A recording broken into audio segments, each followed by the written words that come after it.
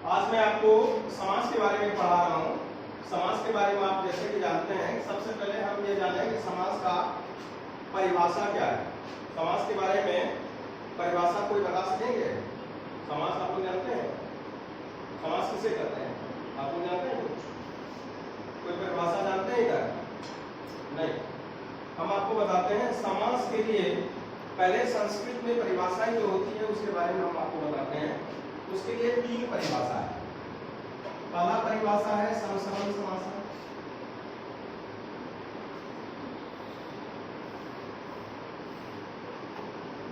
दूसरा है एक पदी भवन समास।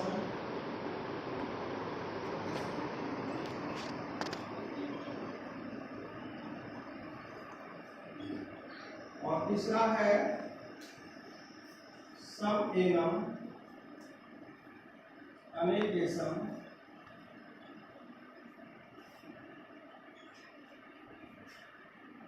पदानाम एक पदी भवन।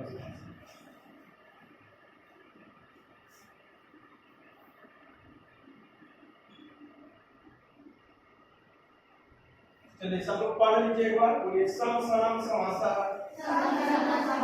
सम सनम समासा, एक पदी भवनम समासा, एक पदी भवनम समासा, सम एनम अनेकेशम पदानाम एक पदी भवनम समासा, सम एनम अनेकेशम पदानाम एक पदी भवनम समासा। यहाँ देखिए, अब हिंदी में चौथा हम परिभाषा आपको बताते हैं।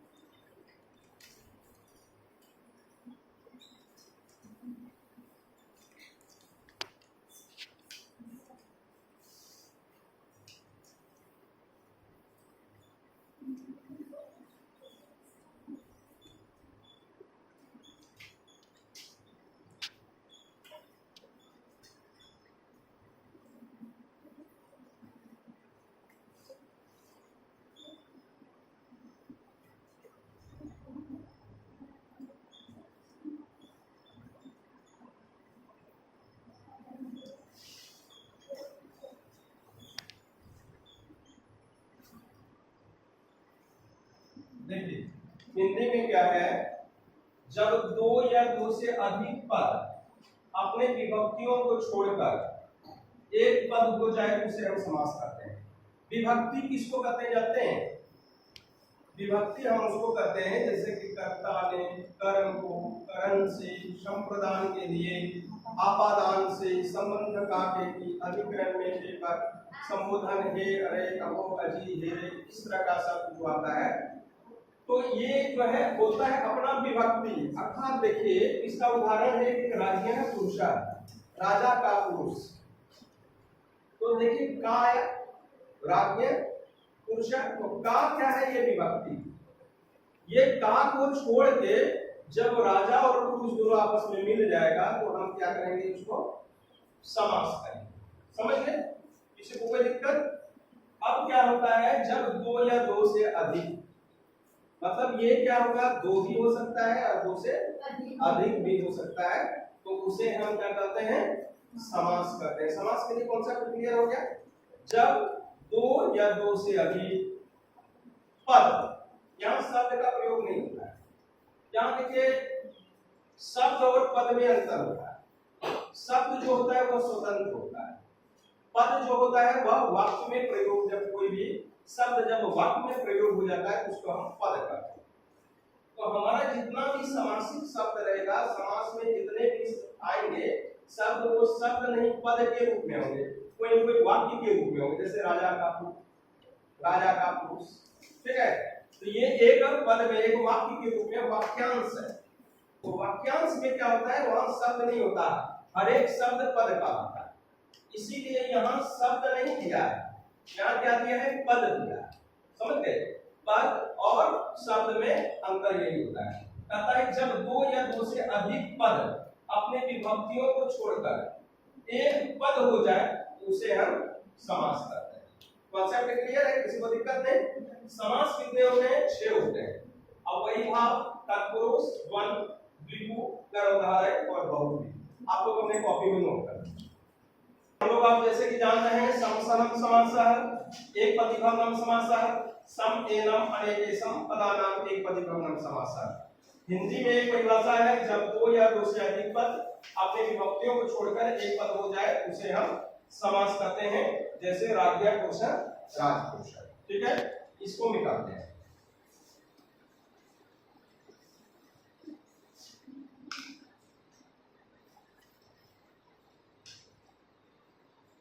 देखिए अब जो है 6 समास है, इस 6 समास में से हमने सीरियल वाइज नहीं किया है, इसको मैंने सीरियल वाइज लिखा नहीं, मैंने थोड़ा सा उलट पुलट किया है आपकी व्यवस्था को ध्यान में रखते हुए।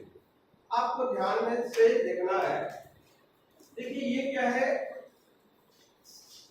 अव्ययी भाव, समझ गए। अच्छा यह बताइए व्यय मतलब क्या होता है। व्यय हिंदी का अर्थ जानते हैं क्या होता है, व्यय मतलब होता है खर्च, एक्सपेंसेस, मैंने इतने पैसे को व्यय कर दिया अर्थात खर्च कर दिया, समझ गए बात। और कौ मतलब क्या होता है, नहीं, अर्थात नो व्यय खर्च कुछ नहीं। अब यही भाव समास का मतलब हुआ कि यहाँ तो शब्द है, शब्द तो कहां खर्चा खर्चेगा। और व्यय मतलब होता है बिल्कुल भी व्यय नहीं, अर्थात बिल्कुल भी खर्चा नहीं। जहां शब्द भी यह अव्ययी भाव इसका इसलिए नाम पड़ा क्योंकि यहाँ जो शब्द होगा वह भी खर्च नहीं होगा, जैसा शब्द है वैसे रह जाएगा, समझ गए। जैसा शब्द है वैसे ही शब्द रह जाएगा, खर्चा नहीं होगा, अर्थात उसमें कोई परिवर्तन नहीं होगा। ये एक ऐसा समास है जिसमें जो भी शब्द आएगा उसमें से पहला शब्द जो होगा वह खर्चा होने वाला नहीं होगा, उसको जहां लेके चले जाएंगे। जैसे प्रतिदिन, पहला शब्द क्या है, प्रति है, प्रति को कहीं भी ले दे जाइए, प्रति को प्रति ही रहेगा, कुछ गड़बड़ी नहीं हो सकता है, समझ गए। अब राजा है, पहले में दूसरे में देखिएगा राजा है तो राजा का हो सकता है, राजा से हो सकता है, राजा में हो सकता है, लेकिन प्रति को कुछ नहीं, प्रति है तो प्रति ही रहेगा शब्द, समझ गए। तो इसमें कहता है अव्यय हो, अव्यय शब्द ही होता है जिसको उपसर्ग को प्राय अव्यय कहते हैं, और बहुत सारे शब्द हैं जो अव्यय होता है। उपसर्ग कितने होते हैं, 22 होते हैं, प्र, प्रा, अप, सम, अनु, अब, निस, निर, दुस, पुर, वि, आंग, नि, अभि, अपि, अति, शु, उपा, एतिका। तो इस तरह का 22 उपसर्ग है, तो कहीं कहीं आपको उपसर्ग वाला मिलेगा चीज इसमें। इसलिए अव्ययी भाव समास को कुछ लोग सूत्र में ऐसा बोलते हैं उपसर्ग युक्त अव्ययी भाव, ऐसा उस समास को हम ऐसा कर सकते हैं उपसर्ग वाला समास भी करते हैं जिसमें उपसर्ग हो, समझ रहे मेरी बात। इसका मूलतः परिभाषा ये है जिसका पहला पद प्रधान हो उसको हम क्या कहते हैं, अव्ययी भाव समास करते हैं। जिसका पहला पद प्रधान हो उसको क्या कहते हैं, अव्ययी भाव समास करते हैं। जैसे कि उदाहरण में दिए हम दीनम दीनम प्रति, जिसका पहला हम लिख लेते हैं यहाँ पे, जिसका पहला पद प्रधान हो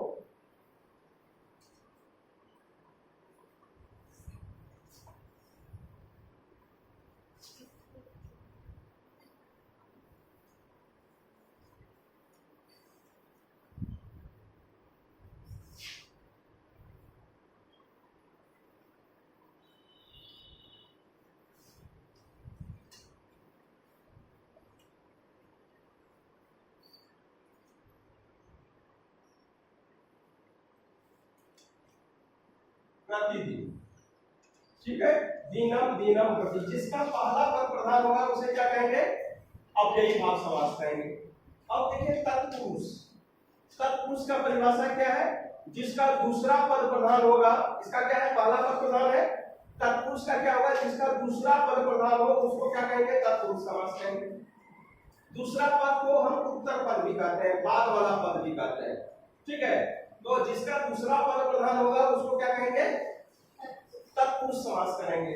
अब ये भाव समझ करेंगे, जिसका दूसरा पद प्रधान हो, जिसका दूसरा पद प्रधान हो, दूसरा या उत्तर या बाद वाला, ठीक है, पद प्रधान हो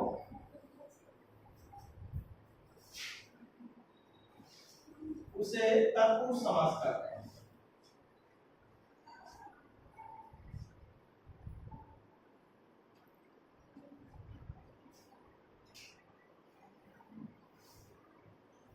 इसमें उदाहरण में है राज्ञ पुरुषा बराबर होगा राजपुरुषा।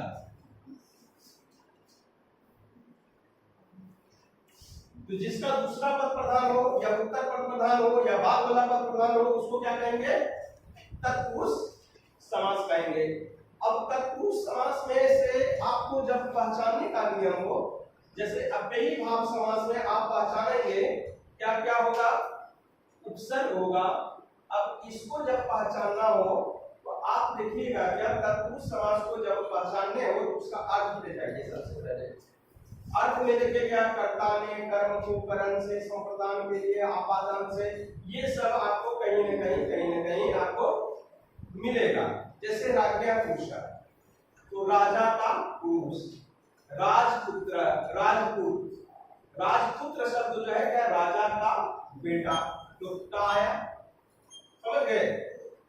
जुए में प्रवीण, अक्षेश सौंदा, जुए में प्रवीण में आया। तो आप उसका देखिएगा संस्कृत वाला शब्द, जब उसका अर्थ देखिएगा तो अर्थ में देखिएगा यही आएगा, कर्ता का कोई न कोई चिन्ह आएगा। तो आप समझ जाइएगा एक ये तरीका, एक यह भी तरीका है तत्पुरुष समास पहचानने का। अब द्वंद्व समास देखिए, अब यही भाव समास का नियम क्या था? जिसका पहला पद प्रधान हो। तत्पुरुष समास का क्या नियम है? जिसका दूसरा पद प्रधान हो। और द्वंद्व समास का क्या नियम है? जिसका दोनों पद प्रधान हो। समझ गए? तो यहां लिखिए, जिसका दोनों पद प्रधान हो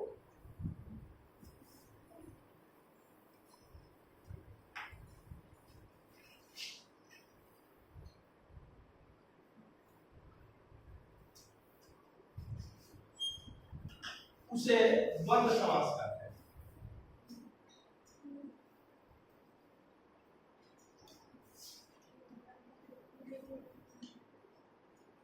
जैसे, जैसे में क्या है? माता छ पिता छ, माता छ